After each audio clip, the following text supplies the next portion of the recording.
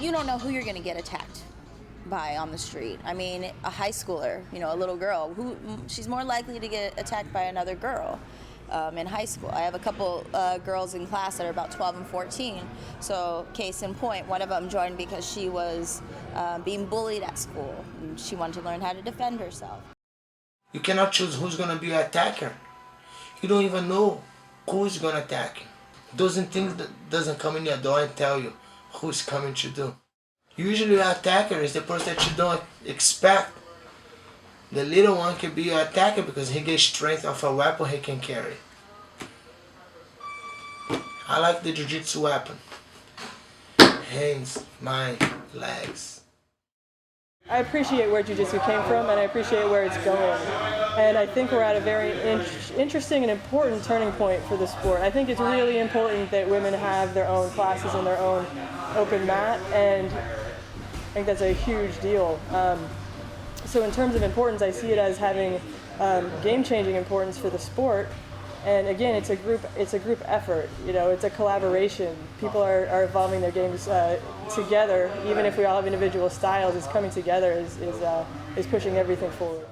At the time when I started jiu-jitsu, I was one of the 2 girls in the academy, and in addition to that, I was like the smallest person there. So it was super frustrating, and I was about to quit when my teacher suggested that I started a women's group, and that's how the Sweaty Betties group was formed. Prior to forming the women's group, I had this conception that I sucked at jiu-jitsu. Like every class I was pretty much defending, and sure we learned moves, but I never was able to practice or apply that during sparring. For a while, I thought I wasn't learning anything. So when the women's group got formed, that thought was not true.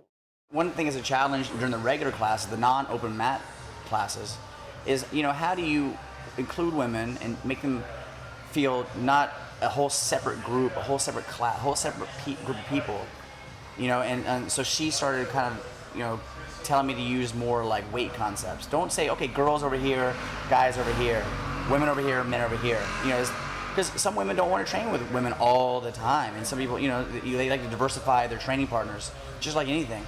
So one thing that Shawn kind of helped me use is okay, lighter people 130 and below, 120 and below over here, 150 to 120 over here. So kind of separating people in weight classes when they train, rather than gender classes, which helps, and it helps feel that less making it less exclusive to women. I also think it's Stefan's really good about it, but like as an instructor, being aware of people's aggression and control levels, because even if someone is close in weight and size, if someone obviously has higher muscle density because their testosterone levels are higher, and also they're not able to control their strength, then I would see them as a unsafe partner, or they get spazzy. It's good to just know, like, if you've got someone who's lighter weight, you don't want to put them with someone who's spazzy. It doesn't matter, like, even if they're close in weight, it's bad news.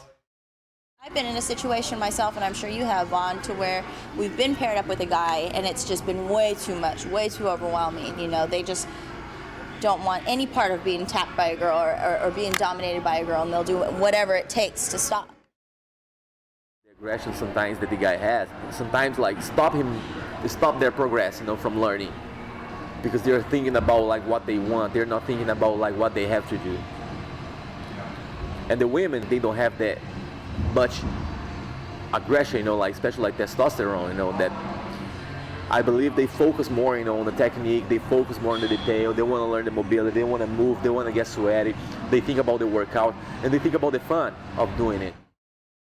I don't think it's like, it's really critical to just have a women's only class and to just train with women. That's not my opinion. But I think it's, for an academy, I think it's really important to offer women's class just to draw more women in, and then it just gets them more comfortable, and it's just a way for them to get their feet wet.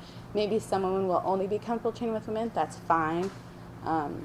But I don't think, like, if you're already training with males and women, that it's important to just train with women too. but I think it's kind of cool how it draws more women in, and they find it to be less threatening and a little bit more comfortable to be around.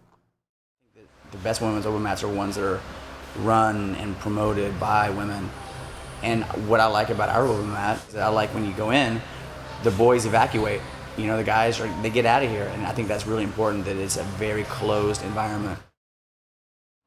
The idea of this class right now is like no guys allowed, especially like for someone who got not enough confidence, you know, like to battle or to scramble, to grapple, and to play. It's going to be really hard, you know, if they don't know what jiu-jitsu is about. They don't know yet how powerful they are. So if they see someone bigger than them, they're going to be thinking about the whole like size matter thing. Oh no, that person is bigger, you know, I cannot roll with that person. Or they're going to be intimidated thinking that technique is not going to work. As they get good, they get comfortable training guys. It's more to challenge themselves and challenge their challenges. So they need to feel that they can hang with anyone. And they can, because jiu-jitsu is for everyone. When I got in, there was not a whole lot of women in jiu-jitsu. So to see this many women under one roof is taking tremendous steps from when I first started, and it is a good thing. It's going to let other people know that women can do this sport. It's not a man's sport. It's it's a sport for everybody, women, men, children, and the elderly. I don't really have that many friends that are girls, and since this is kind of a male-dominated sport, it's hard as a woman to be in it. And just with the group, I've been able to form really great relationships with a lot of girls, and before I didn't have relationships with girls, and I've been able to go to them for a lot of my personal problems and just issues that I'm having on the mat and stuff like that. So I think that's definitely helped me a lot. For me, it just offers a lot of different qualities to my life. Like, it grounds me, it gives me a space to feel strong and feel happy about what my body could do. I feel like we're so hypercritical about our physicalities and like what our limitations are, that we forget how amazing like our bodies are. And I think jiu-jitsu is one of those sports that shows you, like, it doesn't matter what type of body you have, everybody has their specific strengths and weaknesses. And when you do jiu-jitsu, like, for all my life, like, I initially wanted to play basketball, but I'm just under 5'2", and it just definitely wasn't going to happen. But when I got on the ground, I'm like, first of all, we're kind of on the same level. We're on the ground. And second of all, I realized having shorter limbs allows like smaller points of leverage for me, and actually gives me an advantage in some situations. So I really learned to appreciate my body for what it does. And like, I think that's something that's like really unique, you know, and not a lot of women have that experience. For me, it became a therapy, and that's why I continue to train. And then when I compete, oh God, and so when I compete and I do well, and my hard work shows and prevails, and it comes, I don't know, it just shows me that, man, things can happen when you work hard for it. Because I was never an athlete growing up. I was really unathletic. So for me to be able to win tournaments over however many other girls who have competed their whole lives and have been athletes their whole lives, like, it just shows that you can actually do anything that you want to do. And for me, Brazilian Jiu-Jitsu is like the only thing I really like poured my heart into. And everything I've poured into it, it's given me back. So that's why I stick with it.